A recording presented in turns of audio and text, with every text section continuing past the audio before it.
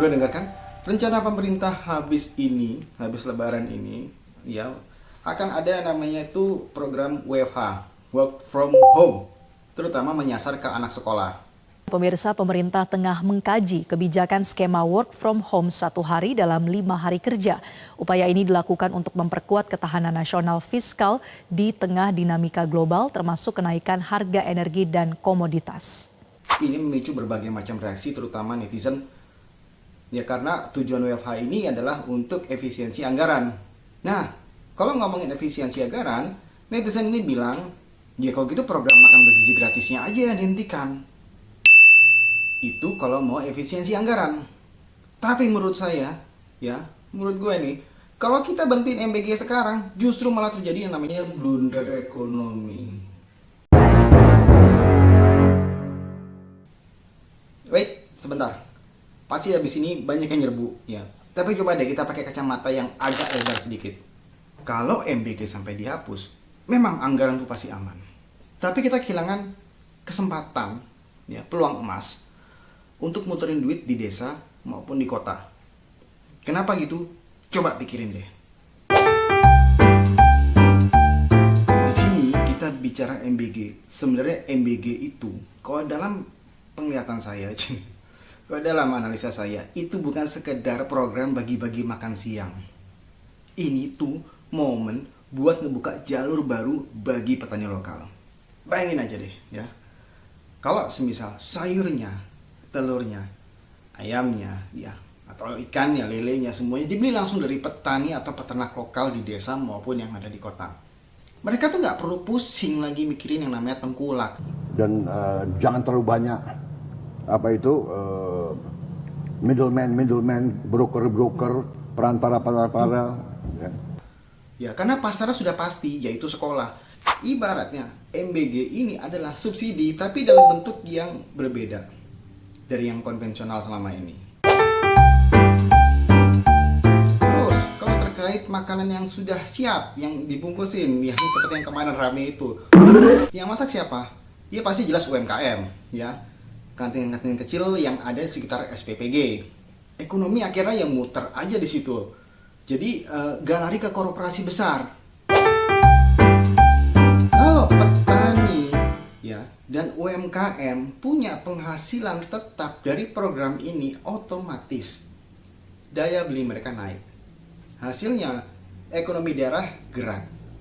Bukan cuma angka di kertas anggaran doang yang nanti efisien, tapi di tataran grassroots juga efisien. Jadi kalau alasannya efisiensi anggaran sampai harus nge-WFH-in anak sekolah, mending kita bedah lagi aja deh.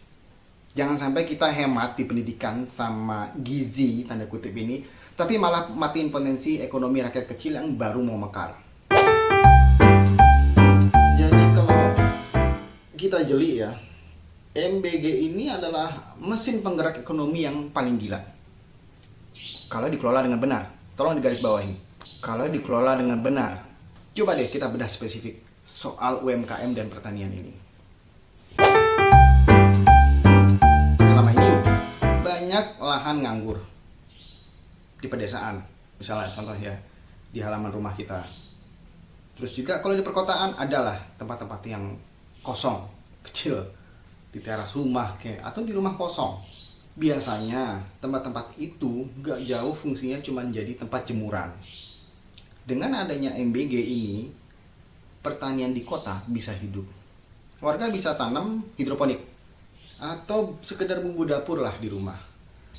Hasilnya bisa dibeli sama vendor SPPG di lingkungan mereka. Artinya, ibu rumah tangga atau pemuda setempat punya penghasilan tanpa harus keluar dari rumah.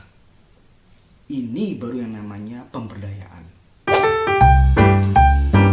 Kita nggak bicara impor, kita juga nggak bicara beli dari tengkulak besar. Ya, MBG itu adalah peluang buat petani kecil dan penggiat perkebunan di kota, bahkan yang baru memulai usaha tani mereka. Kenapa? Karena mereka langsung punya pembeli tetap. Sudah ada aturannya dan sudah saya jelaskan juga di video saya sebelum ini.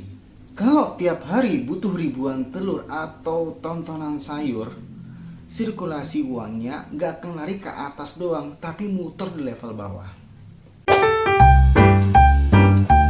Itu contohnya, vendor makanan harus melibatkan UMKM setempat, catering lokal, petani lokal.